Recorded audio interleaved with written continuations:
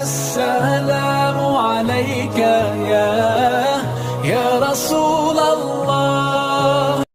السلام علیکم ورحمۃ اللہ تعالی وبرکاتہ۔ وعلیکم السلام ورحمۃ الحمد اللہ للہ تعالی۔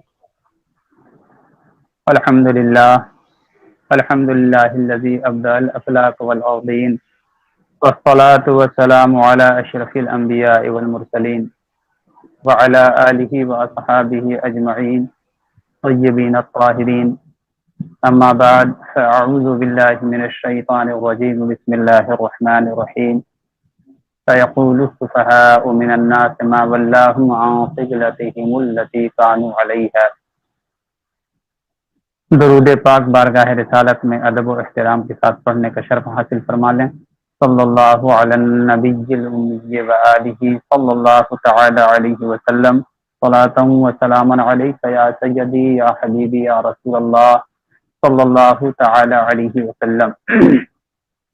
حضرات مکرم، دوسرے پارے کی اجمالاً تفسیر آپ حضرات کے گوشے گزار کرنے کا شرف حاصل کر رہا ہوں۔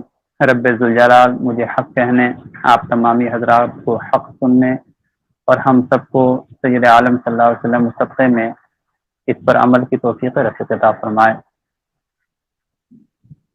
فرمان باری تعالی ہے، سيقول السفهاء من الناس ما ولاهم عن قبلتهم التي كانوا عليها۔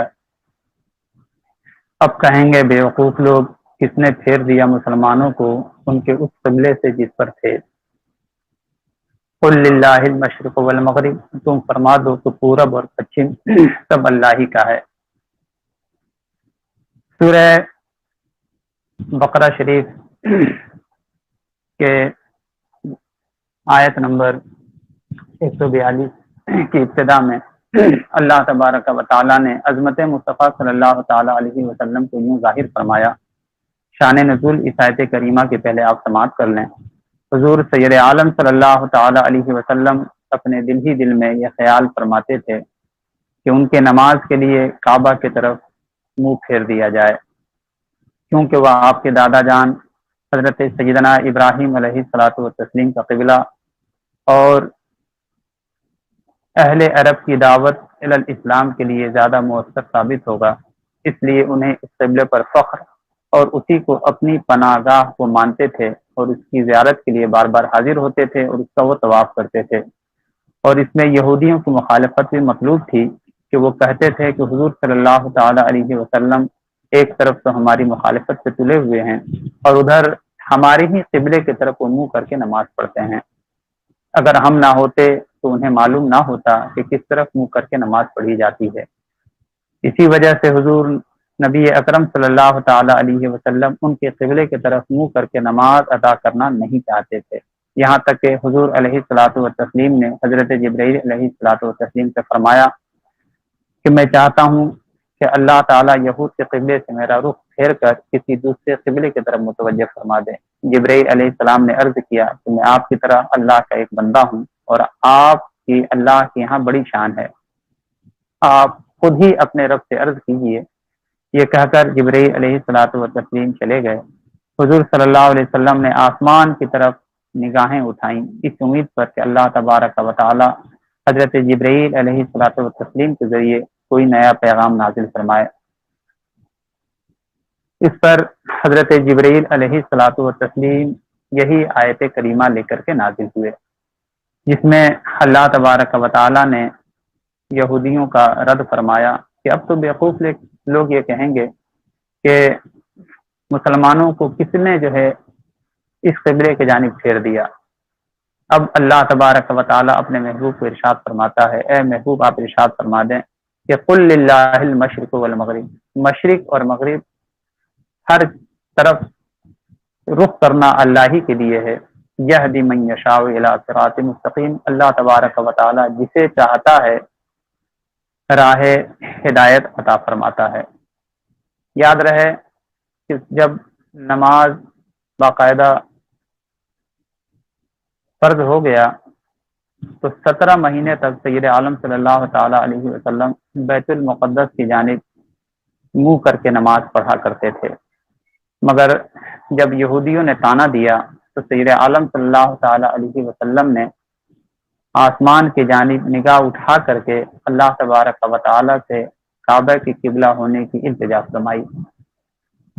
جو لوگ یہ کہتے ہیں کہ اللہ تبارک و تعالی کی بارگاہ میں کسی کی کوئی عزت نہیں، سب کے سب ذلیل اور رسوا ہیں، بلکہ تقویۃ الایمان میں خاص طور سے یہ کہا گیا کہ اللہ کی بارگاہ میں چھوٹا ہو یا بڑا چمار سے بھی زیادہ ذلیل ہے معاذ اللہ رب العالمین۔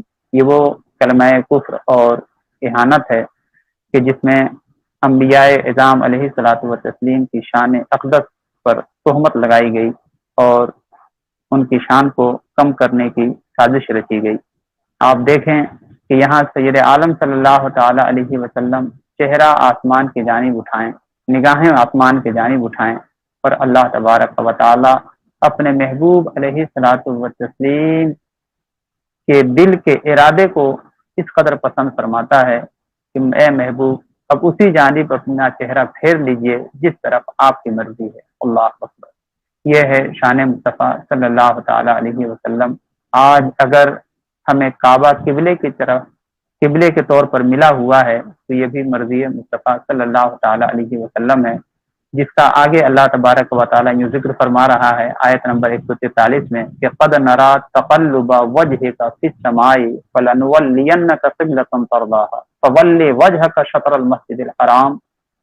اللہ تبارک و تعالی نے یہاں پر اپنے محبوب علیہ الصلوۃ والتسلیم کی ادا کا ذکر فرمایا، محبوب بار بار تمہارا آسمان کی طرف منہ کرنا تو ضرور ہم تمہیں پھیر دیں گے اس قبلے کی طرف جس میں تمہاری خوشی ہے۔ دیکھیں آپ لوگ کہتے ہیں کہ اللہ کے چاہنے سے سب کچھ ہوتا ہے، کسی اور کے چاہنے سے کچھ نہیں ہوتا ہے۔ یہاں دیکھیں واضح طور سے قرآن اعلان کر رہا ہے فَلَنُوَلِّيَنَّكَ قِبْلَةً تَرْضَاهَا، محبوب جدھر تمہاری مرضی ہے اسی جانب ہم آپ کو پھیر دیں گے۔ یہ ہے رحمت عالم صلی اللہ علیہ وسلم کا اللہ کی بارگاہ میں مقام اور اللہ کی بارگاہ میں محبوبیت۔ اسی طرح اسی قبیل کی دوسری کئی جگہوں پر آیت کریمہ ہے، مشہور ہے سورہ والضحیٰ کی آیت کریمہ، جس میں اللہ تبارک و تعالی ارشاد فرماتا ہے کہ اے محبوب ہم آپ کو اتنا دیں گے، اتنا عطا کریں گے کہ آپ ہم سے راضی ہو جائیں گے، جس کی اعلیٰ حضرت عظیم البرکت نے یوں تفسیر بیان فرمائی کہ خدا کی رضا چاہتے ہیں دو عالم اور خدا چاہتا ہے رضائے محمد صلی اللہ تعالی علیہ وسلم۔ یہ ہے میرے پیارے آقا صلی اللہ تعالی علیہ وسلم کی اللہ تبارک و تعالی کی بارگاہ میں شان اور محبوبیت۔ اب اس کے آگے اللہ تبارک و تعالی نے ارشاد فرمایا آیت نمبر 146 میں ہے کہ الذین آتیناہم الکتاب یعرفونہ کما یعرفون ابناءہم، یعنی کہ اللہ تبارک و تعالی نے سید عالم صلی اللہ تعالی علیہ وسلم کی شان کو، رفعت کو ہر آسمانی کتاب میں پہلے سے ہی درج فرمایا ہے، اور باقاعدہ نبی کونین صلی اللہ تعالی علیہ وسلم کی آمد سے پہلے یہ خوب چرچا ہوتا تھا کہ ان قریب وہ نبی آخر زمان آنے والے ہیں جن کے قدم کی برکت سے زمین پر امن و امان، ہر طرف اطمینان و سکون پھیل جائے گا، اور ان کی نگاہ کرم سے بے شمار جہنمی جنت کی جانب چلے جائیں گے۔ یہ وہ پیارے آقا صلی اللہ علیہ وسلم کی رفعت ہے اور محبوبیت ہے کہ جس کا بیان بہت پہلے سے چلا آ رہا ہے۔ ایسا نہیں ہے کہ یہ کوئی نیا سنیوں نے بیان شروع کیا ہے، بلکہ یہ بیان پہلے سے چلا آ رہا ہے، اور اس حق والے راستے کو سنیوں نے اختیار کر لیا ہے، اور سنیوں کے علاوہ دوسروں نے اس حق والے راستے کو چھوڑ دیا ہے۔ اصل یہ بات ہے، یہ بات کیوں نہیں بتائی جاتی ہے؟ جب نبی کونین صلی اللہ علیہ وسلم نہیں آئے تھے، گھر گھر نبی کا چرچا تھا، ہر زبان پر نبی کا چرچا تھا، اور تو اور انبیاء اعظام بھی نبی کا چرچا کر رہے تھے۔ آج سنی وہی تو کرتے ہیں۔ اعلیٰ حضرت عظیم البرکت اسی جانب اشارہ کرتے ہوئے ارشاد فرماتے ہیں کہ عرش پہ تازہ چھیڑ چھاڑ، فرش پہ طرفہ دھوم دھام، کان جدھر لگائیے یا رسول اللہ تیری ہی داستان ہے۔ تو اب یہاں پر اللہ تبارک و تعالیٰ نے اس آیت کریمہ میں یہ ارشاد فرمایا کہ وہ ایسا پہچانتے تھے کما یعرفون ابناءہم، جیسے وہ اپنے بیٹوں کو پہچانتے تھے۔ اس قدر سرکار کی واضح نشانیاں موجود تھی کہ جو دیکھتا تھا سرکار کو پہچان لیتا تھا کہ ہم نے جو کتاب میں پڑھا ہے بے شک یہی سرور دو جہاں صلی اللہ علیہ وسلم ہے، یہ قرآن بیان فرما رہا ہے، جس سے انکار کرنے والا صرف اور صرف جو ہے کافر ہی ہو سکتا ہے، اہل ایمان تو کبھی اس کا انکار نہیں کر سکتا ہے۔ تو یہ رحمت عالم صلی اللہ تعالی علیہ وسلم کی شان ہے۔ اب آگے اللہ تبارک و تعالی نے اہل ایمان کو ارشاد فرمایا کہ وَلِكُلٍّ وِجْهَةٌ هُوَ مُوَلِّيهَا فَاسْتَبِقُوا الْخَيْرَاتِ، آیت نمبر 147 میں آپ دیکھیں گے کہ آپ جدھر بھی چہرہ کریں آپ اللہ تبارک و تعالیٰ کو ہی پائیں گے، اور نیکیوں کے معاملے میں یہاں پر جلدی کرنے کا حکم دیا گیا ہے۔ اکثر ایسا ہوتا ہے کہ انسان نیکیوں کے معاملے میں کہتا ہے کہ بعد میں کر لیں گے، پھر کبھی کر لیں گے، نماز کے معاملات میں کہتے ہیں کہ ابھی کیا ہے، ابھی تو چھوٹے ہیں، بڑے ہوں گے تو نماز پڑھیں گے۔ نیکیوں کے معاملے میں کبھی بھی ایسا نہیں کرنا چاہیے، بلکہ ہمیشہ نیکیوں کے معاملات میں سبقت کرنا چاہیے۔ یہاں پر اللہ تبارک و تعالیٰ نے سبقت کرنے کا حکم دیا ہے کہ ہم نیکیوں کے معاملات میں سبقت کرتے رہیں، کیونکہ پتہ نہیں ہماری زندگی کب تک ہے اور کب تک نہیں ہے۔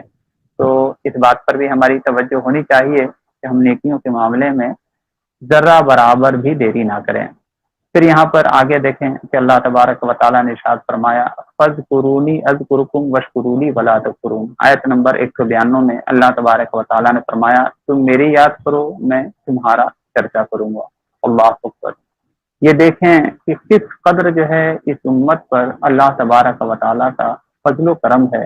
اس امت کے علاوہ یہ شان اور کسی کو عطا نہیں کیا گیا، یہ خاص اس امت کے لیے ہے کہ تم اللہ تبارک و تعالیٰ کا ذکر کرو، اللہ تبارک و تعالیٰ تمہارا چرچا کرے گا۔ اور امتوں کے لیے یہ حکم آیا کہ وہ اللہ کی عبادت کریں، ان کے لیے نہیں آیا کہ اللہ تبارک و تعالیٰ ان کا جو ہے چرچا کرے گا۔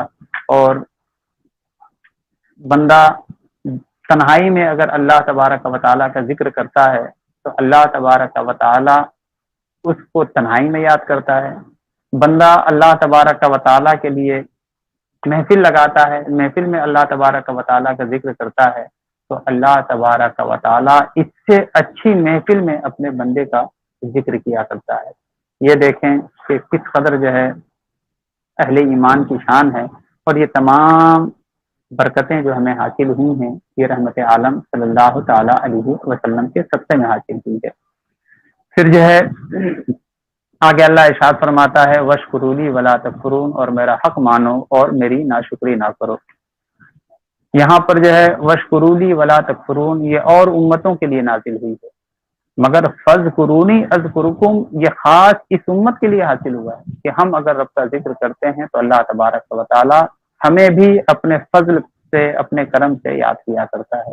ایک جو ہے اللہ والے کا واقعہ کچھ یوں ہے کہ جب ان کو جو ہے اس آیت کریمہ کے تعلق سے پتہ چلا تو انہوں نے ساری دنیا سے بیگانگی اختیار کر لی اور اللہ تبارک و تعالیٰ کو ہمیشہ ہمیشہ یاد کرنے لگے۔ کسی نے ان سے پوچھا تو انہوں نے کہا کہ مجھے اس بات پر حیا آتی ہے کہ وہ پروردگار ہو کر کے میری ٹوٹی پھوٹی عبادتوں کی بدولت مجھے یاد کرے اور میں اس کا گنہگار عاصی بندہ ہو کر کے میں اس کو یاد نہ کروں، اس لیے میں نے تہیہ یہ کر لیا ہے کہ اپنی ساری زندگی اپنے رب کو یاد کرتے ہوئے گزار دوں گا۔ اللہ اکبر۔ تو اس سے ہمیں یہ بات سمجھ میں آتی ہے کہ ہم اللہ تبارک و تعالیٰ کا ہر حال میں ذکر کریں، اور اللہ تبارک و تعالیٰ کو جتنا ہم ذکر کریں گے اللہ تبارک و تعالیٰ اتنا ہی ہم پر اپنا کرم اور اپنا فضل نازل فرمائے گا۔ پھر آگے یہ ہے اللہ تبارک و تعالیٰ فرماتا ہے کہ وَلَا تَقُولُوا لِمَنْ يُقْتَلُ فِي سَبِيلِ اللَّهِ أَمْوَاتٌ، انہیں مردہ نہ کہو جو اللہ کے راہ میں شہید کیے گئے بلکہ وہ زندہ ہیں۔ یہاں پر ایک بات قابل توجہ کہ آج وہابی دیوبندی یہ عقیدہ پھیلانے کی کوشش کرتے ہیں کہ رحمت عالم صلی اللہ تعالیٰ علیہ وسلم اسی طرح جس طرح عام لوگ مر کر کے مٹی میں مل جاتے ہیں، سرکار کے لیے بھی وہی عقیدہ پیش کرنے کی کوشش کرتے ہیں۔ آیت نمبر 154 میں آپ دیکھیں کہ اللہ پاک نے فرمایا کہ جو اللہ کی راہ میں قتل کیے جائیں، چاہے وہ کوئی ہو، آج بھی ہو، کل بھی ہو، پرسوں بھی ہو، کوئی بھی صاحب ایمان اللہ کی راہ میں قتل کیے جائیں تو اللہ ارشاد فرماتا ہے انہیں مردہ نہ کہنا۔ تو جو نبی کا ماننے والا اللہ کی راہ میں جان دے، قرآن کہتا ہے انہیں مردہ نہ کہو، تو جو تمام انسانوں کی تخلیق کا باعث ہے، جس کی وجہ سے لوگوں کو ہدایت ملی اور قیامت تک ملتی رہے گی، جہنم میں گرنے والوں کو جس ذات کی وجہ سے جنت میں پہنچایا جا رہا ہے، اس نبی کونین صلی اللہ تعالی علیہ وسلم کو کس منہ سے اس طرح کے توہین آمیز کلمات سے یاد کرتے ہیں۔ لوگوں، میرے بھائیوں، ان جو ہے لوگوں کے حقیقی چہروں کو دیکھو کہ دیکھو قرآن کیا کہتا ہے اور یہ کیا کہتے ہیں۔ جو رب کی محبت میں اپنی جان دے دے، قرآن کہتا ہے اسے مردہ نہ کہو۔ جس کی زندگی سراپا زندگی اللہ تبارک و تعالیٰ کی برہان ہے، جو اللہ کی وحدانیت کی دلیل ہے، جو تمام نبیوں کے ایمان کا مرکز ہے، اس نبی کونین صلی اللہ علیہ وسلم کی ذات پر اس طرح کا بہتان لگاتے ہوئے یا ان کی شان کو کم کرتے ہوئے انہیں ذرا برابر بھی شرم نہیں آتی۔ ذرا غور کرو کہ ایسے لوگوں سے تم اپنا تعلق رکھو گے تو کیا اللہ تم سے راضی ہوگا؟ جو لوگ قرآن کے خلاف عمل کرتے ہیں اور قرآن کے خلاف لوگوں کو پیغام دینے کی کوشش کرتے ہیں، اللہ ایسے گروہ سے ہم سب کی حفاظت فرمائے۔ آگے ارشاد ہوتا ہے آیت نمبر 155 میں وَلَنَبْلُوَنَّكُمْ بِشَيْءٍ مِّنَ الْخَوْفِ، اور ضرور اللہ آزمائے گا، کچھ ڈر کے ذریعے، کچھ بھوک کے ذریعے، کچھ مال اور جانوں کو نقصان کر کے اور پھلوں کی کمی کر کے، مگر جو ان باتوں پر صبر کرے گا اللہ تبارک و تعالیٰ فرماتا ہے اس کے لیے بشارت ہے۔ صبر کی بڑی شان ہے۔ کل قیامت کے دن اللہ تبارک و تعالیٰ ارشاد فرمائے گا کہ کون ہے جو اللہ تبارک و تعالیٰ کے لیے دنیا میں صبر کیا کرتا تھا۔ فرشتوں کے ذریعے جب یہ ندا ہوگی تو صبر کرنے والے جو ہوں گے وہ سب کے سب گروہ در گروہ جنت کی جانب بڑھیں گے۔ انہیں کہا جائے گا کہ تم دنیا میں کس کے لیے صبر کرتے تھے؟ تو وہ کہیں گے کہ ہم اللہ کے لیے صبر کرتے تھے۔ حکم ہوگا کیسے صبر کرتے تھے؟ تو وہ کہیں گے جب ہم پر کوئی ظلم کرتا تھا تو ہم اسے معاف کر دیتے تھے اور ہم اب اس ظلم کا بدلہ نہیں لیتے تھے۔ حکم ہوگا جاؤ جنت میں چلے جاؤ، تمہارے صبر کا بدلہ جنت ہے۔ تو صبر کی بڑی شان ہے، بہت اس کا اعلیٰ مقام ہے۔ حضرت سیدنا سلمان علیہ السلام کے زمانے میں ایک پرندہ تھا جو بہت خوش آواز تھا، اس کی صورت بھی اچھی تھی۔ اچانک اس کے پاس ایک دوسرا پرندہ اسی کے جنس کا آیا اور اس سے اس نے کچھ کہا۔ وہ خوش اعلان پرندہ خاموش ہو گیا۔ اس پرندے کا مالک حضرت سلمان علیہ السلام کے پاس شکایت لے کر کے جاتا ہے کہ میں نے اس سے 1000 درہم میں خریدا ہے اور اس کی خوش کن آواز سے مجھے بڑی لذت محسوس ہوتی تھی، مگر اس نے تو بولنا ہی چھوڑ دیا، اب میں اس کا کیا کروں؟ آپ اس سے فرمائیں کہ یہ بولنا شروع کرے۔ حضرت سلمان علیہ السلام نے اس سے گفتگو فرمائی تو اس پرندے نے کہا کہ مجھے اس نے قید کر دیا اور میں اپنے بچوں کی یاد میں روتا تھا، تڑپتا تھا، آہوزاری کرتا تھا، مگر اسے اچھا لگتا تھا۔ اسے کیا پتا کہ میرے دل پر کیا گزرتی تھی، مگر میرے ہمجنس نے مجھ سے کہا کہ تو صبر کر، جو صبر کرتا ہے اللہ پاک اسے غموں سے آزاد کر دیا کرتا ہے۔ میں نے صبر کرنا شروع کر دیا، میں اس وقت تک نہیں بولوں گا جب تک کہ مجھ کو اس سے آزاد نہیں کیا جائے گا۔ حضرت سلمان علیہ السلام نے اس سے فرمایا کہ اب تو اسے چھوڑ دے اور میری جانب سے تو 1000 درہم لے لے۔ حضرت سلمان علیہ السلام نے اس پرندے کو چھوڑ دیا۔ جب اس پرندے کو آپ نے چھوڑا تو وہ پرندہ یہ کہہ کر کے وہاں سے اڑ گیا، پاک ہے وہ ذات جس نے مجھے خود حسین بنایا، اور پاک ہے وہ ذات جس نے مجھے اڑنے کی طاقت بخشی اور پنجرے میں مجھے صبر کی توفیق عطا فرمائی۔ حضرت سلمان علیہ السلام نے فرمایا جب تک یہ پرندہ جزا اور فضا کرتا رہا، یہ جو ہے بے صبری کرتا رہا تو اس میں قید رہا، اور جب اس نے صبر کیا تو اللہ تبارک و تعالیٰ نے اس کو اس سے نجات عطا فرما دی۔ اللہ اکبر۔ آگے آیت نمبر 156 میں ہے الذین اذا اصابتهم مصیبہ، وہ لوگ جب انہیں کوئی پریشانی پہنچتی ہے تو وہ کہتے ہیں کہ ہم اللہ کے مال ہیں اور ہم کو اسی کی طرف پھرنا ہے۔ سید عالم صلی اللہ تعالی علیہ وسلم نے فرمایا کہ جب کوئی مصیبت پہنچتی ہے اور بندہ یہ پڑھتا ہے تو اللہ تبارک و تعالیٰ اس پر اس کو بے شمار اجر عطا فرماتا ہے اور اس کے ذریعے اس کو اس مصیبت سے ٹال دیا کرتا ہے۔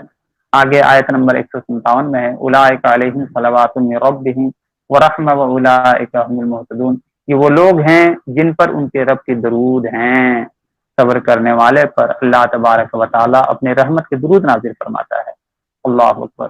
اور واولئک هم المہتدون، اور یہ وہی لوگ ہیں جو راہ پر ہیں۔ تو ہم کسی بھی حال میں صبر کا دامن نہ چھوڑیں۔ صبر کا دامن نہیں چھوڑتا ہے مگر منافق۔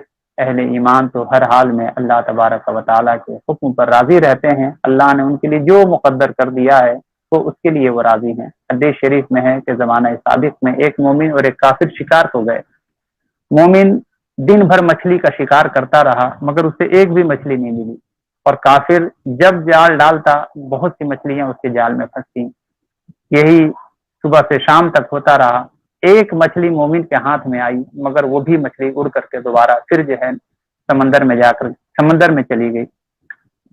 جو وہاں پر فرشتے تھے ان کو بڑا ہی افسوس ہوا، اللہ کی بارگاہ میں فرشتوں نے فریاد کیا، اللہ نے ارشاد فرمایا اے فرشتوں تم فریاد کرتے ہو، تم دیکھو میں نے اس کے لیے جنت میں کیا رکھا ہے، ذرا اس کی جنت کی نعمتیں دیکھو۔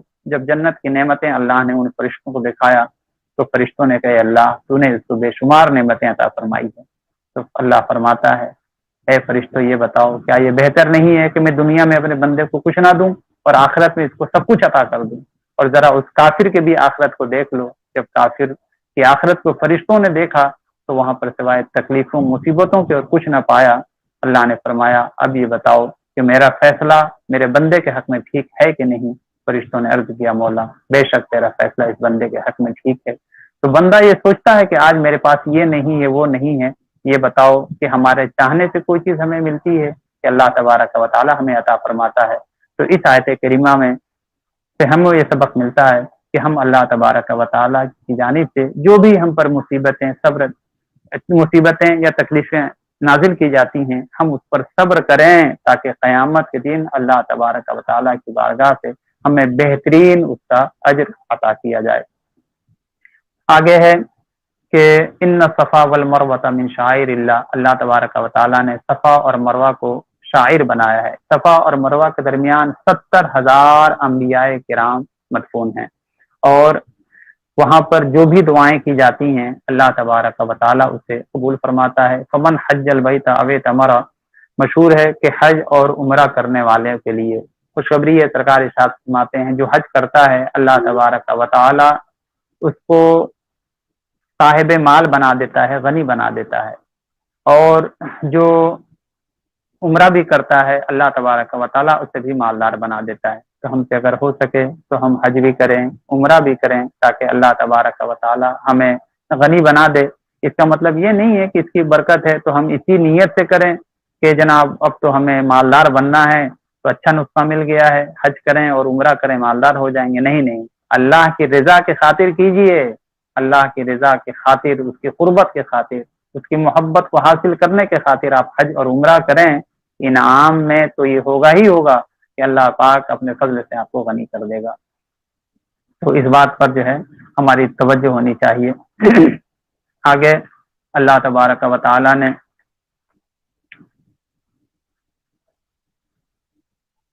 یہ ارشاد فرمایا کہ وَمِنَ النَّاسِ مَن يَتَّخِذُ مِن دُونِ اللَّهِ أَندَادًا يُحِبُّونَهُم كَحُبِّ اللَّهِ، یہ آیت نمبر 164 میں ہے۔ اللہ تبارک و تعالی ارشاد فرما، اللہ تبارک و تعالی نے اہل ایمان کی محبت کا یہاں پر ذکر کیا۔ کیا ذکر کیا؟ وَالَّذِينَ آمَنُوا أَشَدُّ حُبًّا لِلَّهِ، ایمان والے وہ ہیں جو اللہ تبارک و تعالی سے ساری مخلوق سے ٹوٹ کر محبت کیا کرتے ہیں، اور اللہ تبارک و تعالی اس کو قیامت کے دن ظاہر فرمائے گا۔ جب قیامت کے دن ہوگا تو جتنے کافرین ہیں ان سے کہا جائے گا کہ تم جہنم کی جانب جاؤ، مگر وہ جہنم کی جانب جانے سے گھبرائیں گے، ڈریں گے، وہ جہنم کی جانب نہیں جائیں گے۔ اس کے راوی حضرت سعید بن جبیر رضی اللہ تعالی عنہ ہیں کہ اللہ پاک قیامت میں فرمائے گا کہ اے بتوں کو پوجنے والو جاؤ دوزخ میں داخل ہو جاؤ، تو وہ نہیں جائیں گے، صرف اس خطرے سے کہ انہیں تو دوزخ کے عذاب میں ہمیشہ رہنا ہے۔ اس کے بعد اللہ تبارک و تعالیٰ کفار کے سامنے اہل ایمان کو فرمائے گا اے ایمان والو جہنم میں داخل ہو جاؤ۔ اہل ایمان سنتے ہی جہنم میں چھلانگ لگا دیں گے، اللہ اکبر، اور اس پر عرش الہی کے نیچے سے آواز آئے گی اہل ایمان اللہ سے بہت زیادہ محبت کرتے ہیں، اس لیے کہ اللہ تعالیٰ اولاً ان سے محبت کرتا ہے، پھر وہ اللہ سے محبت کرتے ہیں، اور جس کے لیے اللہ تعالیٰ نے محبت کی گواہی دے دی وہی محبت میں قابل ہے۔ آپ دعا کریں، میں بھی دعا کرتا ہوں کہ اللہ تبارک و تعالی ہم سب کے قلوب میں اپنی ایسی ہی محبت داخل فرما دے۔ اللہ پہلے ہم سے محبت کرے، پھر ہمیں خود اب اس سے محبت کی توفیق بخشے، اور اللہ تبارک و تعالی کل قیامت کے دن ہماری محبت کی اپنی بارگاہ میں گواہی دے۔ اللہ سے محبت کرنا یہ بہت قسمت کی بات ہے، بد نصیبوں کو یہ چیز حاصل نہیں ہوتی ہے۔ اللہ اکبر، اللہ اکبر۔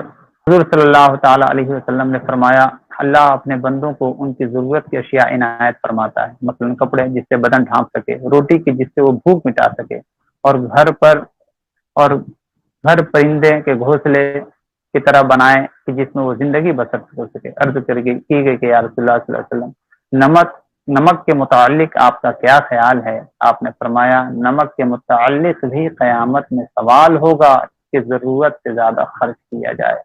یہاں دیکھیں اللہ تبارک و تعالی نے زیادہ خرچ کرنے والوں کو، اسراف کرنے والوں کو ناپسند فرمانے کا یہاں پر اعلان فرمایا ہے، اور جو خیر الامور اوسطها درمیانی جو معاملہ رکھتے ہیں اللہ تبارک و تعالی ان کو پسند فرماتا ہے اور ان سے محبت فرماتا ہے۔ تو ہمیں یہ چاہیے کہ ہم کبھی بھی اسراف سے کام نہ لیں، اس لیے کہ اللہ کا اعلان ہے واللہ لا یحب المسرفین، اللہ تبارک و تعالی اسراف کو پسند نہیں فرماتا ہے۔ آگے آیت نمبر 177 میں ہے کہ اے ایمان والو، تم پر فرض ہے کہ جو ناحق مارے جائیں ان کے خون کا بدلہ لو۔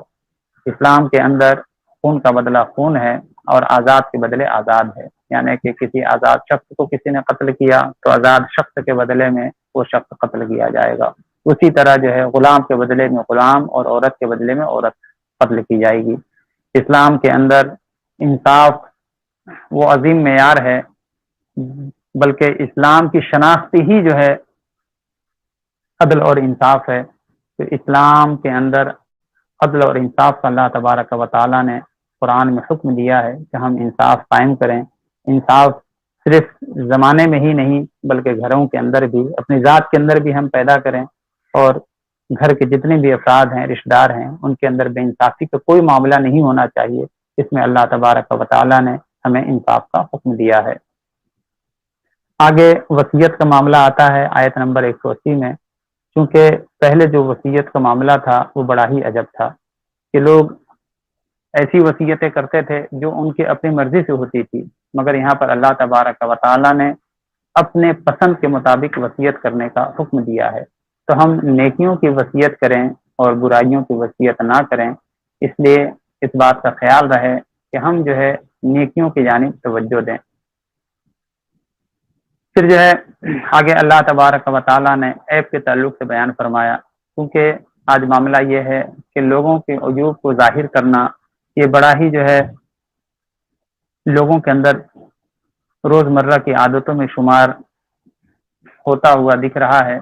تو ہمیں یہ چاہیے کہ ہم لوگوں کے عیوب کو ہرگز ظاہر نہ کریں۔ سید عالم صلی اللہ تعالی علیہ وسلم ارشاد فرماتے ہیں کہ جو شخص اپنے مسلم بھائی کے عیوب کو ڈھانکتا ہے، یوم قیامت اللہ تبارک و تعالی اس کے عیبوں کو چھپائے گا۔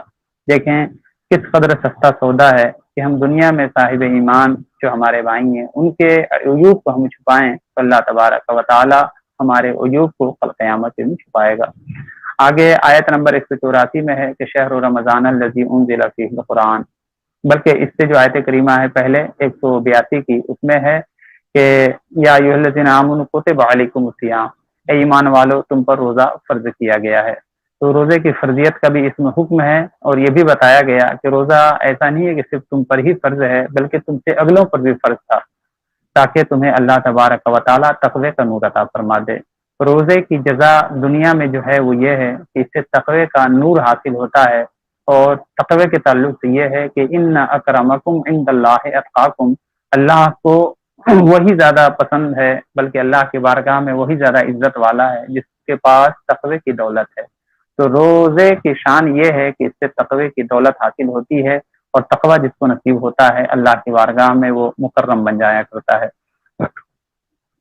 جنت کے کئی دروازے ہیں، اس میں ایک دروازے کا نام ریان ہے۔ اس کے تعلق سے یہ سید عالم صلی اللہ علیہ وسلم نے ارشاد فرمایا کہ وہ دروازہ صرف روزہ داروں کے لیے مخصوص ہے، اس دروازے سے کوئی اور داخل نہ ہوگا مگر وہ داخل ہوگا جو اللہ کی رضا کے خاطر روزہ رکھا کرتا تھا۔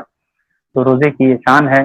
بلکہ روزے کے تعلق سے ایک اور بات میرے ذہن میں آئی کہ ہر عمل کا جزا اللہ نے دیا ہے، نماز کا جزا ہے اور حج کی بھی جزا ہے، مگر روزے کی جزا کے تعلق سے اللہ تبارک و تعالیٰ نے یہ فرمایا کہ روزہ میرے لیے ہے اور میں ہی اس کی جزا ہوں، یعنی کہ روزے دار کو اللہ تبارک و تعالیٰ کی قربت میسر آ جاتی ہے۔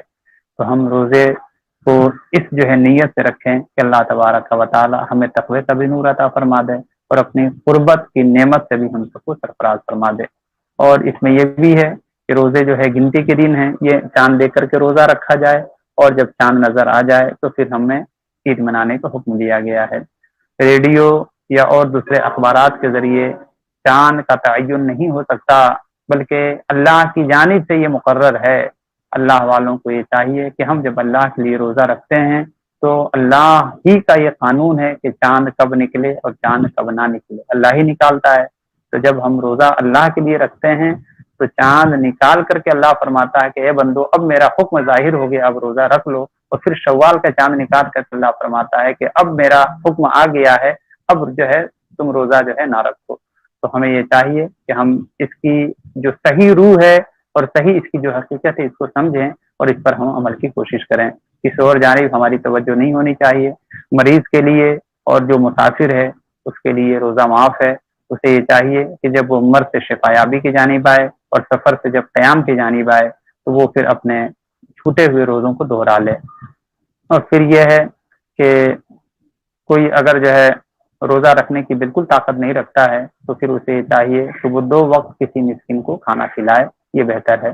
آگے اللہ نے ارشاد فرمایا شہر رمضان الذی انزل فیہ القرآن، آیت نمبر 184 میں ہے کہ ہم نے رمضان کے مہینے میں قرآن کو نازل فرمایا ہے، اور قرآن لوگوں کی ہدایت اور رہنمائی کے لیے ہے، اور اس میں فیصلے کی روشن باتیں موجود ہیں۔ تو اللہ تبارک و تعالی نے اس مقدس مہینے میں قرآن پاک کو نازل فرما کر کے اس مہینے کی شان اور شوکت کو اور بڑھا دیا۔ آگے اللہ تبارک و تعالی نے بندوں کو فرمایا کہ میرے بندے پوچھتے ہیں، وہ اذا سألک عبادی، آیت نمبر 186 میں پوچھتے ہیں کہ میرے بارے میں، اے میرے محبوب آپ فرما دیں کہ میں اپنے بندوں سے بہت زیادہ قریب ہوں، جب میرا بندہ مجھے پکارتا ہے تو میں اس کی دعا کو قبول کرتا ہوں۔ فلیستجیبوا، اللہ اکبر۔ تو بندوں کو یہ چاہیے کہ وہ اللہ کو حکم مانیں اور اللہ ہی پر ایمان لائیں، اور اللہ تبارک و تعالی پر جب وہ ایمان لے آئیں گے اور اللہ کی باتوں کو دل و جان سے قبول کریں گے تو پھر اللہ تبارک و تعالی انہیں راہ ہدایت عطا فرما دے گا۔ پھر یہ ہے کہ رمضان کی راتوں میں اپنے بیویوں کی قربت کو اللہ تبارک و تعالی نے حلال فرمایا ہے، اور پھر یہ ہے کہ میاں بیوی کے درمیان ایک ایسا ادب و آداب کا اللہ تبارک و تعالی نے رشتہ پیدا فرمایا ہے کہ ارشاد فرمایا ہن لباس لکم وانتم لباس لہن، کہ وہ تمہاری لباس ہیں اور تم ان کے لباس ہو۔ لباس کے اندر کیا چیز موجود ہے لباس والا جانتا ہے، غیر شخص تو صرف لباس دیکھتا ہے، مگر اس لباس کے اندر جو بدن ہے وہ کیسا بدن ہے یہ لباس پہننے والا جانتا ہے۔ اس مثال کے ذریعے اللہ تبارک و تعالی نے بیویوں کی عزت، ان کی آبرو، ان کی شان اور شوکت کی حفاظت کا یہاں پر حکم دیا۔ ہم سب کو یہ چاہیے کہ اللہ پاک جب ہم کو یہ درجہ عطا فرمائے اور ہماری نگرانی میں کسی اہل ایمان، کسی کی بہن یا کسی بیٹی کو عطا فرمائے تو ہم اس کی عزت، اس کی آبرو، اس کی عفت کی حفاظت فرمائیں۔ قرآن کی یہی منشا ہے اور قرآن کا یہی حکم ہے، تو اس جانب بھی ہماری توجہ ہونی چاہیے۔ پھر یہاں پر جو ہے اللہ تبارک و تعالی نے روزہ کب کھولا جائے اس کو بھی ظاہر فرمایا۔ آیت نمبر 187 میں ہے کہ جب سفیدی ظاہر ہو جائے، جس سے مراد جو ہے سحر کا وقت ہے، یعنی کہ جب صبح کی سفیدی ظاہر ہو جاتی ہے تو اس وقت ہمیں روزہ جو ہے سحری کرنے کا حکم ہے، اور جب شام میں سیاہی آ جاتی ہے تو پھر اس کے بعد جو ہے ہم روزہ کھول سکتے ہیں۔ تو اس میں کیونکہ قرآن کے اندر آیت محکمات اور آیت متشابہہ دونوں کی طرح کی آیات کریمہ ہیں، مگر قرآن پاک کو وہی سمجھتا ہے جو سید عالم صلی اللہ علیہ وسلم سے قریب ہے، اور بے شک صحابہ کرام نے سید عالم صلی اللہ تعالی علیہ وسلم کے قرآن کو سمجھا، اور پھر صحابہ کرام نے تابعین کو سمجھایا، اور پھر تابعین کو سمجھایا، اور اس طرح یہ قرآن کا حکم ہم تک پہنچا ہے۔ آج جو لوگ ڈکشنری کھول کر کے قرآن کی آیات کو سمجھنے کی کوشش اور دعویٰ کرتے ہیں، ان سے کہا جائے کہ ذرا بتاؤ نا قرآن کھول کر کے کہ روزہ کب کھولا جائے، سحری کب رکھا جائے، ذرا بتاؤ، وہ بتانا پائیں گے۔ تو بلا وجہ اپنے آپ کو بڑا ظاہر کرنے کے خاطر جھوٹ کا سہارا لیتے ہو تو اس سے کیا تمہیں حاصل ہو جائے گا؟ فتنہ اور فساد برپا کرنا یہ اہل ایمان کا شیوا نہیں ہے، یہ منافقین کا طریقہ ہے۔ اس لیے چاہیے کہ ان تمام رذیل کاموں سے ہم بچیں اور اچھے کاموں کی جانب توجہ دیں۔ اللہ ارشاد فرماتا ہے یسألونک عن الاہلہ، اے محبوب میرے بندے آپ سے چاند کے بارے میں پوچھتے ہیں، آپ ان سے کہیے یہ علامتیں ہیں لوگوں کے لیے کہ کب وہ حج کریں، کب وہ روزہ رکھیں، کب وہ دوسرے کام کریں، یہ علامتیں اللہ تبارک و تعالیٰ نے ظاہر فرمائی ہے، تو اس کے ذریعے اللہ کی قدرت کی ایک عظیم بات کا بھی ہمیں پتہ چلتا ہے۔ اللہ تبارک و تعالیٰ نے آگے سورۃ نمبر 189 میں فرمایا قاتلوا فی سبیل اللہ الذین یقاتلونکم ولا تعتدوا۔ یہاں پر دیکھیں کہ جب تک ہجرت کا حکم نہیں آیا تھا اس وقت تک اہل ایمان کے لیے صبر کا حکم تھا کہ وہ کفار و مشرکین کے ظلم پر صبر کریں، مگر جب سید عالم صلی اللہ علیہ وسلم مدینہ طیبہ تشریف لے گئے تو وہاں پر مسلمانوں کو جہاد کا حکم ہوا، اور یہ آیت کریمہ صبح قیامت تک کے لیے ہے۔ اس سے ہمیں بدنی جہاد، مالی جہاد اور ہر قسم کا جہاد ہمیں کرنے کا حکم دیا گیا ہے، تو اس جہاد کے لیے اہل ایمان کو ہمیشہ مستعد ہونا چاہیے۔ آج جہاد کی غلط تعبیر اور غلط تشریح بیان کی جاتی ہے، یاد رکھیں قرآن پاک میں واضح طور سے ہے کہ قاتلوا فی سبیل اللہ کی راہ میں لڑو۔ کس سے لڑو؟ ان سے لڑو جو تم سے لڑتے ہیں، یقاتلونکم الذین یقاتلونکم، ان سے لڑو جو تم سے لڑتے ہیں۔ تو یہاں پر واضح طور سے ہے، ہندوستان کا بھی یہ قانون ہے کہ جب کوئی تم پر حملہ کرے تو تم اپنے بچاؤ کر سکتے ہو، اور تم اپنے بچاؤ میں اگر اس کو مار بھی دو تم مجرم نہیں کہلاؤ گے۔ تو جب ساری دنیا اس کو تسلیم کرتی ہے اور سب سے پہلے قرآن نے اس کو دنیا میں اجاگر کیا ہے تو خود کرتے ہو، اور قرآن جب فرماتا ہے تو اس سے غلط کہتے ہو، یہ عجب طرح کی منطق ہے۔ بہرحال کہ سوائے دلوں کی عداوت اور دلوں کی دشمنی کے علاوہ اس کو اور کس بات سے بھلا تعبیر کی جا سکتی ہے۔ بہرحال یہاں پر اللہ تبارک و تعالیٰ نے آگے 191 میں فرمایا فَإِنْ قَاتَلُوكُمْ فَاقْتُلُوهُمْ، یعنی کہ اگر تم سے وہ لڑیں تو تم انہیں قتل کر دو، كَذَلِكَ جَزَاءُ الْكَافِرِينَ، یہی کافروں کی سزا ہے۔ تو یہاں پر بھی آپ دیکھیں اگلی آیت کریمہ میں بھی یہی حکم ہے۔ تو اللہ تبارک و تعالیٰ نے واضح طور سے ارشاد فرمایا کہ تم کسی پر ظلم نہ کرو، اور جب کوئی تم پر ظلم کرنے کی کوشش کرے تو پھر اس کے ظلم کو بڑھاوا نہ دو، آگے بڑھ کر کے اس ظالم کے کلائی کو موڑ دو تاکہ پھر دنیا میں کسی پر ظلم نہ ہو سکے۔ اگر کوئی ظلم کرتا ہے اور اس کے ظلم کو کوئی برداشت کر لے تو یہ مجھے بتائیں کہ وہ ظالم کا حوصلہ بڑھے گا کہ نہیں بڑھے گا؟ اور پھر اگر جو ہے اس ظالم کا کام تمام کر دیا جائے تو زمین سے ظلم کا خاتمہ ہو جائے گا۔ تو قرآن ظلم کو زمین سے مٹانے کے لیے آیا ہے، زمین پر ظلم کو بڑھاوا دینے کے لیے قرآن نہیں آیا ہے۔ آگے آیت نمبر 194 میں اللہ ارشاد فرماتا ہے وَانفِقُوا فِي سَبِيلِ اللَّهِ، اللہ کے راہ میں خرچ کرو، وَلَا تُلْقُوا بِأَيْدِيكُمْ إِلَى التَّهْلُكَةِ، اور اپنے ہاتھ ہلاکت میں نہ ڈالو۔ یہاں پر بھی اللہ تبارک و تعالیٰ نے اپنی راہ میں ہر قسم کے مال کو خرچ کرنے کا حکم دیا ہے، تو ہمیں یہ چاہیے کہ ہم اپنے حلال اور پاکیزہ کمائی کو اللہ کی راہ میں خرچ کریں اور لوگوں کی دستگیری کریں۔ اللہ تبارک و تعالیٰ نے آگے فرمایا ان اللہ یحب المحسنین، بھلائی کرنے والے اللہ کو بڑے محبوب ہیں، بڑے پسند ہیں۔ تو ہمیشہ بھلائی کا معاملہ کرنا چاہیے۔ دنیا میں یہ ہمارا دستور ہے کہ اب جو ہمارے ساتھ بھلائی کرے گا ہم اس کے ساتھ بھلائی کریں گے، اور جو ہمارے ساتھ بھلائی نہیں کرے گا ہم اس کے ساتھ بھلائی نہیں کریں گے۔ یہ مجھے بتائیں کہ یہ جو ہے بدلہ ہوا یا عبادت ہوئی؟ عبادت تو یہ ہے کہ کوئی اگر ہمارے ساتھ برائی کرے مگر ہم اپنے رب کی رضا کے خاطر اس کے ساتھ اچھائی کریں، یہ پیارے آقا صلی اللہ تعالی علیہ وسلم کی سنت کریمہ ہے، اور اہل ایمان کو بھی یہ چاہیے کہ سید عالم صلی اللہ علیہ وسلم کی اس سنت کریمہ پر عمل کرنے کی کوشش کریں۔ آگے اللہ تبارک و تعالی نے آیت نمبر 205 میں ارشاد فرمایا کہ واللہ لا یحب الفساد، اللہ تبارک و تعالی فساد سے راضی نہیں ہے۔ بہت سے لوگ اپنی زبان کے ذریعے یہ سوچتے ہیں کہ ہم تو جناب بہت بولنے والے ہیں اور ہماری زبان کے آگے کوئی ٹھہر نہیں سکتا ہے، اور وہ اپنے زبان کے ذریعے فساد برپا کرنے کی کوشش کرتے ہیں۔ یاد رکھیں چاہے وہ صحیح بولی ہی کیوں نہ ہو، اگر اس سے فساد بڑھ کے لوگوں میں اختلاف پیدا ہو تو ایسی بولی اللہ کو پسند نہیں ہے، کہ جائے کہ وہ بولی صحیح ہے۔ تو ہرگز ہرگز فساد کو نہ پھیلاؤ اور دنیا میں امن و امان قائم رہے، مسلمانوں کے درمیان محبت قائم رہے، اتفاق قائم رہے، اس کی کوشش کرنی چاہیے اور اس کی بڑی فضیلت ہے۔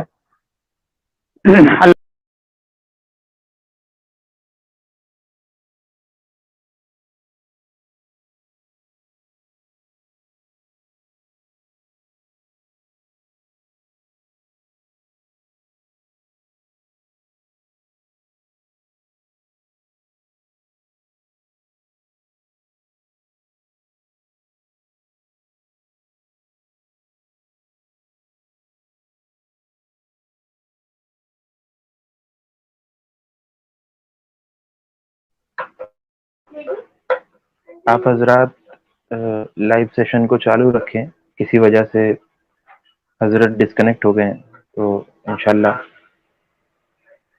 پھر سے انہیں جوائن کرنے کی کوشش کی جا رہی ہے۔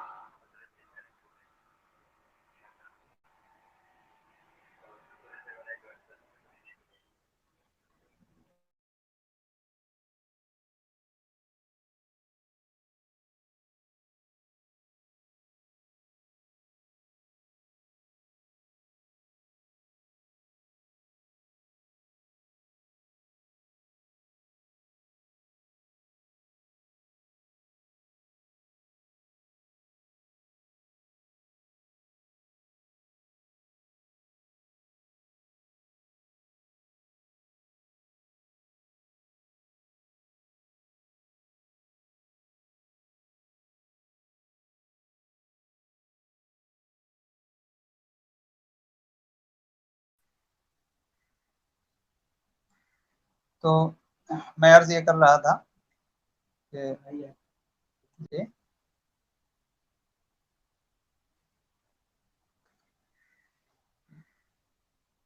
میں عرض یہ کر رہا تھا کہ ہمارے مال کا سب سے پہلا کوئی اگر حقدار ہے تو ہمارے والدین ہیں، پھر اس کے بعد ہمارے رشتہ دار ہیں، پھر اس کے بعد یتیم اور مسکینوں کا نمبر آتا ہے۔ آگے اللہ تبارک و تعالیٰ نے نیکیوں کا اور خاص طور سے جو ہمارے رشتہ دار ہیں ان کے ساتھ نیکیوں کا خاص طور سے حکم دیا ہے۔ پھر اگر انسان جانے انجانے میں کوئی گناہ کر لے تو اللہ تبارک و تعالیٰ نے وہاں پر ارشاد فرمایا کہ ان اللہ یحب التوابین و یحب المتطہرین، یعنی کہ اس سے پہلے یہ تھا کہ اللہ تبارک و تعالیٰ عورتوں کے پاس حالت حیض میں قربت اختیار کرنے سے منع فرماتا ہے، اور یہ عمل جو ہے حرام قرار دیا گیا ہے۔ اس میں بہت سے راز مضمر ہیں۔ ایک تو یہاں سے بیماریاں پھیلتی ہیں، نصارہ اس بات کے قائل نہیں، اور وہ اس حالت میں بھی عمل خاص کو جائز رکھتے تھے۔ اللہ تبارک و تعالیٰ نے اس سے منع فرمایا، بلکہ اللہ نے یہ بشارت دی کہ جو لوگ اس سے بچتے ہیں اللہ تبارک و تعالیٰ ان کو پسند فرماتا ہے۔ پھر یہاں پر اللہ تبارک و تعالیٰ نے طلاق کے ذکر فرمایا ہے کہ اگر جو ہے تم آپس میں صلح سے رہو، محبت سے رہو، یہ اللہ کے محبوب ہے، مگر ایسے حالات پیدا ہو جائیں کہ طلاق دینا ہی پڑ جائے تو اس کے لیے بھی اللہ تبارک و تعالیٰ نے رہنمائی فرمائی ہے کہ اگر جب شریعت مطہرہ کے اصول اور ضابطے کو محفوظ نہ رکھ سکو تو پھر ادب اور احترام کے ساتھ 3 طلاقیں دے کر کے عورتوں کو فارغ کر دو، اور اس کے لیے بھی اصول اور ضابطے بتائے گئے ہیں۔ آپ ہمارے دارالفتہ میں ہمارے مفتی صاحب سے ایسے معاملات ہوں تو آپ ان سے رابطہ کر سکتے ہیں، مگر یہ یاد رکھیں حلال چیزوں میں اللہ تبارک و تعالیٰ کو سب سے ناپسندیدہ اگر کوئی چیز ہے تو وہ جو ہے طلاق ہے۔ پھر جو ہے اب وقت کم ہے، اس کی وجہ سے ہم آگے بڑھ جاتے ہیں۔ آگے دوسرے پارہ کے اخیر میں اللہ تبارک و تعالیٰ نے حضرت داؤد علیہ السلام کا ذکر فرمایا ہے۔ قوم عمالقہ کا جو بادشاہ تھا اس کا نام طالوت تھا، اور یہاں پر تفصیل کے ساتھ اللہ تبارک و تعالیٰ نے ذکر کیا ہے کہ یہ طالوت جو تھا یہ بہت ہی سرکش بادشاہ تھا، اور اس نے جو ہے بہت ہی ظلم اور زیادتی کیا ہوا تھا۔ تو اب اللہ تبارک و تعالیٰ نے حضرت شموئیل علیہ السلام کی جانب بھی وحی بھیجی کہ داؤد علیہ السلام بھی طالوت کو قتل کریں گے۔ اب حضرت داؤد علیہ السلام तालुत के लश्कर में चले। और फिर ये हुआ कि जब दोनों लश्करों का आमना सामना हुआ तो तालुत ने आगे बढ़ करके अपना मद्दे मुकाबिल तलब किया। अब यहाँ पर जालूत ने अपना मद्दे मुकाबिल जब तलब किया तो तालुत के लश्कर से किसी की भी हिम्मत ना पड़ी कि वो उसके मुकाबले में जाए, क्योंकि वो इस कदर तवील था, लंबा था कि 1 मील तक खाली उसके जिस्म का साया पड़ता था, इस कदर वो तवील था। मगर हजरत दाऊद अलैहिस्सलातु वस्सलाम चले। जब आप लश्कर में शामिल होने के लिए जा रहे थे तो एक पत्थर से आवाज़ आई कि ए दाऊद अलैहिस्सलातु वस्सलाम, आप मुझे उठा लीजिए। हजरत हारून अलैहिस्सलातु वस्सलाम ने मेरे ही जरिए फलां बादशाह को कत्ल करवाया था। आगे बढ़े, एक और दूसरे पत्थर से आवाज़ आई कि आप मुझे उठा लीजिए। मूसा अलैहिस्सलातु वस्सलाम ने मेरे जरिए फलां बादशाह को कत्ल किया। आपने उसे भी उठा करके अपने पुष्कोल में रख लिया। फिर और आगे बढ़े तो एक तीसरे जो है पत्थर से आवाज़ आई कि आप मुझे उठा लीजिए और मैं ही जालूत को कत्ल करूँगा, अल्लाह ने मुझे ही इसके लिए मुकर्रर फरमाया है, आपने उठा लिए। फिर जब जालूत ने अपने मद्दे मुकाबिल को तलब किया तो कोई आगे ना बढ़ा, मगर हज़रत दाऊद अलैहिस्सलाम आगे बढ़े।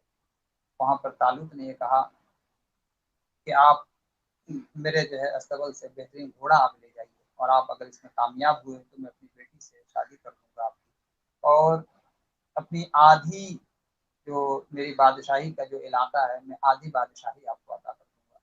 हज़रत दाऊद अलैहिस्सलाम गए, जालूत के करीब जाकर के फिर आप वापस आ गए। जालूत के लश्करियों ने सोचा कि शायद ये भी जो है खौफ खा गए हैं, मगर आप आने के बाद तमाम शाही हथियार को तालुत को दे देते हैं और कहते हैं कि मुझे अल्लाह तबारक व तआला की ज़ात पर भरोसा है। और फिर आप आगे बढ़ते हैं उसी अंदाज में जो नबियों का तरीका होता है, और फिर आप आगे बढ़ करके जालूत से मुकाबला फरमाते हैं। जालूत ने बड़ी ही जो है आपकी बारगाह में वहाँ पर गुस्ताखी की और उसने कहा कि मैं तुम्हें जो है तुम वापस चले जाओ, तुम्हारी जवानी पर मुझे रश्क आता है, और इस तरह उसने रोक डालने की कोशिश की कि चले जाओ, मैं तुम पर रहम खाता हूँ।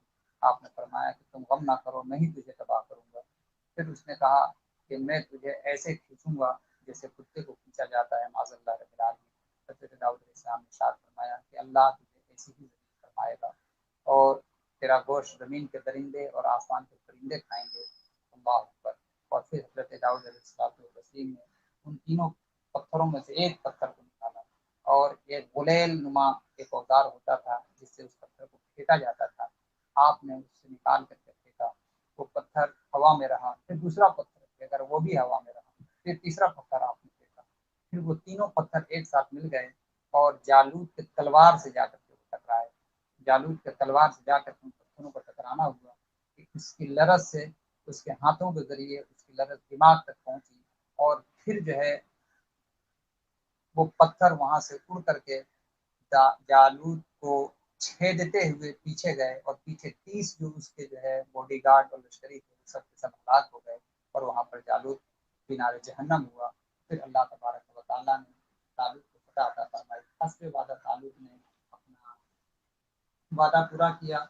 बाद में खुद ही जो है तालूत जो आपका ससुर होने का भी शर्त हासिल था, आपका जानी दुश्मन हुआ। फिर उसके बाद कसीर उलमाए किराम जो आपके हिमायती थे या आप पर ईमान लाने वाले थे, सबको शहीद करवा दिया।